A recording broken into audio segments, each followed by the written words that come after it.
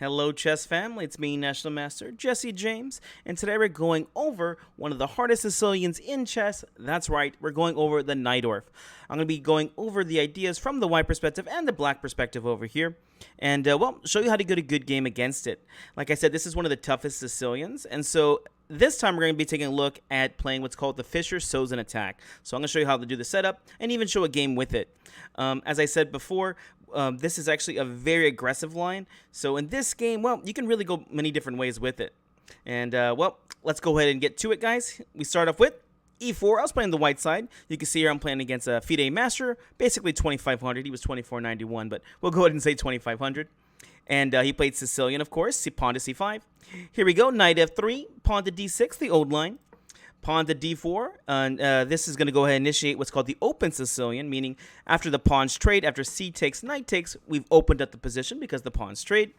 Here the knight comes out to attack the pawn, knight comes out to defend the pawn, and now with the Najdorf, they go ahead and play pawn to a6. And here I went ahead and played one of the main moves here, bishop to g5. And one of the reasons why we bring this bishop out so fast is we have a few different ideas. One is if we simply want to take the knight right away. For instance, if they play something like knight c6, we definitely will take here and give them the double pawns. Either way they take back, it's going to be bad. G takes f6 is definitely one of the best ways to play, as the pawns are very, very solid here, but as you can see, the pawn structure is messed up. And if they play e takes f6, well, this is definitely bad, as they've got an isolated backwards pawn here. But most players are not going to do this. They're going to go ahead and keep developing. Here they play pawn to e6. Oh, the other idea of bringing out the bishop so fast is because in a lot of these lines, we're going to castle queenside, which is actually going to happen in this game. We're actually going to get what's called opposite side castling, where one person's castles on the king side, one castle on the queen side. Things get really crazy. He played pawn to e6, like I said, one of the main moves. Here, bishop c4. Now we have what's called the Fischer-Sozin line. This became very popular. Sozin was one of the first players to start playing it on a regular basis and popularized, did a lot of work on it. And Fischer, well, as you guys know, Fischer is one of the most popular players in history.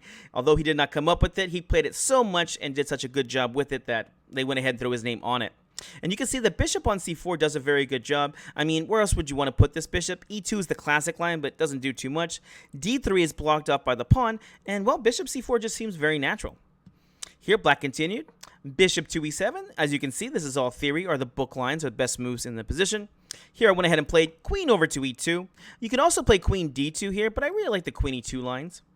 And here, queen c7 gets played. Now, this is actually very, very common. Black is going to go ahead and delay castling as long as possible because, well, you know, sometimes in the Najdorf, which upsets me, the king is actually safe in the center.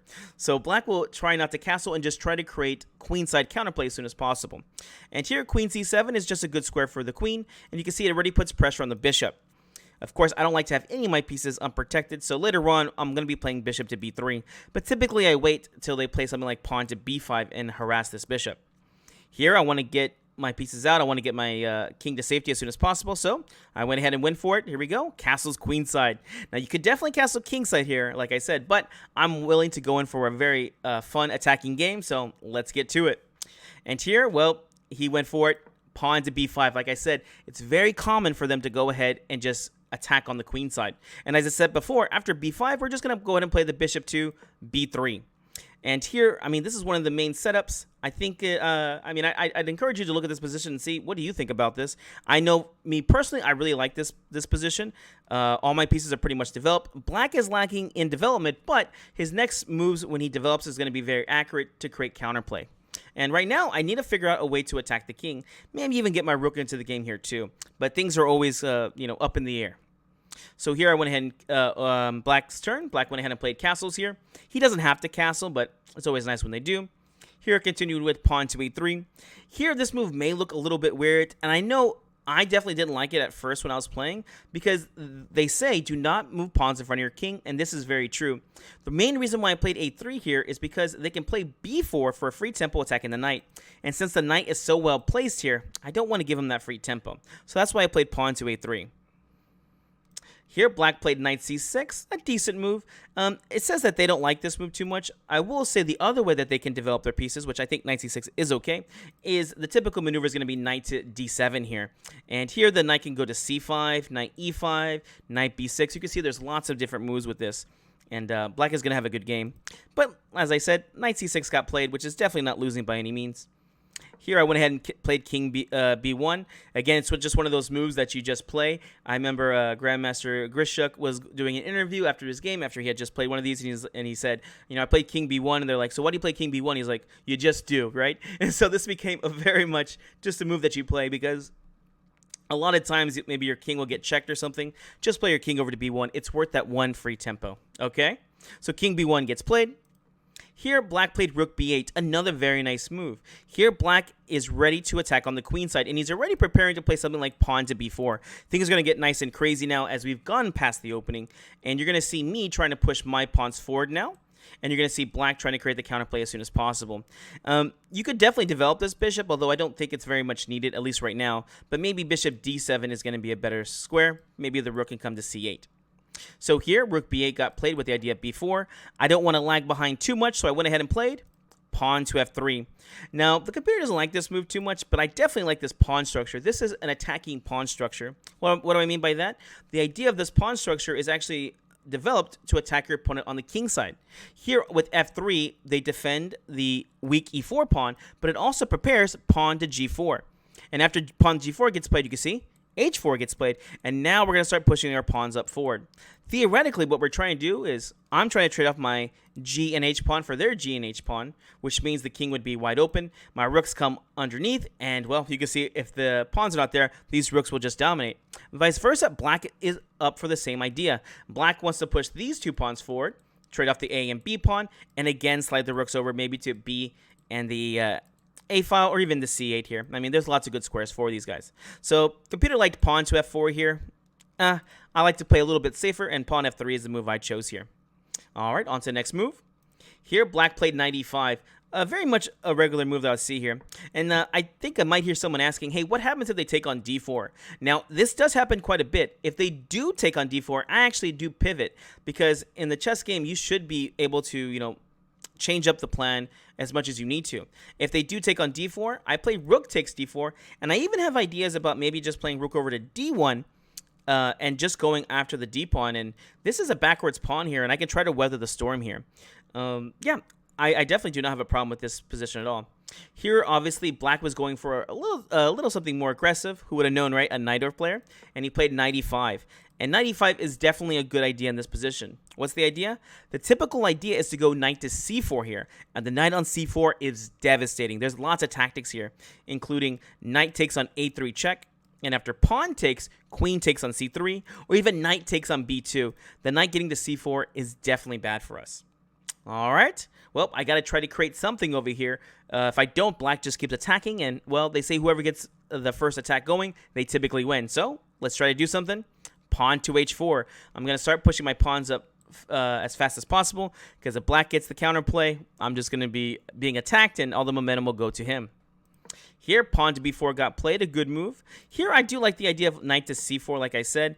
If knight c4 here, yeah, this does give black at least equality, if not just a little bit slightly better position here. I'm not too sure what I would have played here. Maybe bishop takes on c4. And after bishop takes, here pawn takes. You can see black gets the open b file and is going to have a good position. I'm glad he did not play this way. Here, after this, he went ahead and played b4. Still a good move, because you're going to get the open b file anyways. But you can see here, knight c4 is going to be a little bit harder to play, because the bishop and queen are now guarding the square. Well, I don't really have any other good moves. I must go ahead and take. So pawn takes on b4, the only good move, right? Rook takes on b4, and again, let's try to create some counterplay. I went ahead and played pawn h5. Remember, I don't want them looking on my side of the board. I want them looking over on their side. If I can get them just looking at my side or their side over there and just start defending, this is going to help me out with the attack. And that's really what it is with Sicilians. Each move must have a credible threat. And here my little threat is to try and play pawn h6. As you can see here, not the best move, but at least I'm going with the right strategy. Each move should look like it's going to do something. All right, here we go. Black played pawn a5. Again, a nice move here. The computer is giving us some guff here. But as far as our performance rating in this game, our accuracies were like in the 80 percentile. And I think I had like a 2700 performance rating, and my opponent had like 26. So not a bad game for either one of us. And a5 definitely has an idea to play pawn to a4 at some point to try and open up the b file. You can see this bishop's kind of in the way. Black is definitely going to want to double up the rooks. All right, here we go. I played bishop takes on f6, and this was done for a very particular idea. Here I saw that, well, I could win a pawn here with the correct tactic. And here my opponent went ahead and took back.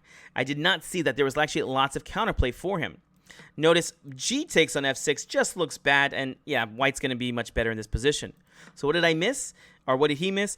After bishop takes, here I saw I could win the d pawn. Do you see it? Feel free to push pause if you want to. If not, enjoy the show. Here you play knight d to b5, and you can see that I've actually going to be taking the d6 pawn here. Now, there are some crazy tactics here I did miss. Fortunately for me, my opponent did make a mistake, and, well, let me get back into the game. So I played knight d to b5, attacking the queen and the pawn here on d6. Queen to b6 got played. It says this is the best move, and, well, I was very happy with this. Rook takes on d6. Here, a free tempo against the queen. And here, my opponent misses the idea and went ahead and played queen to b8. Apparently, here, black was supposed to play queen to c5 here for the best counterplay. It actually gives black a -1 position. Isn't that crazy? At this point, I probably would have played something like rook over to d1 to defend. And here, black has the amazing move, a pawn to a4. Actually, we'll get into this a little bit because actually this does happen in the game. So after rook takes on d6, queen to b8, I went ahead and played pawn f4, a very good move. The idea is not really to attack the knight as much as I want to play pawn to e5 and kill this bishop. You can see that this bishop is eyeing my b2 pawn. Ugh, like I said, things have not gone the best for me. Remember, I wanted to start the attack, and you can see that they've sacrificed the pawn, and the attack is coming toward me. That's the way I was able to repel this attack. Here, pawn to a4 got played, the best move here. And you can see here, well, it's going to be kind of hard here. If I don't take, if I don't take, it's just going to be a bad position either way. I went ahead and played bishop takes on a4. I don't know if there was a better move. If you go ahead and play knight takes, well, this is simple chess, right? The knight is no longer defending over here. So maybe something like queen takes on b5 gets played. And look, now you're threatening over here. Maybe a queen trade. Here, it's already giving black a little bit better position here. What else can they play here? Bishop takes a4 was the only move. So, yeah, I went ahead and took on a4. And here, black did miss the move. He went ahead and played the best move first. He played knight c4, a very nice move, attacking the rook and the pawn on b2. And now the bishop is over here attacking here too. So what was wrong with this? Well, here I played the best move.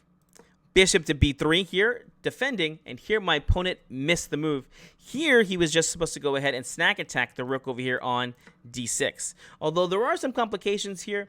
Black is supposed to be better. Knight takes, queen takes, pawn to e5 here, forking, and I'll be getting back some material, but black is still going to be up the exchange over here.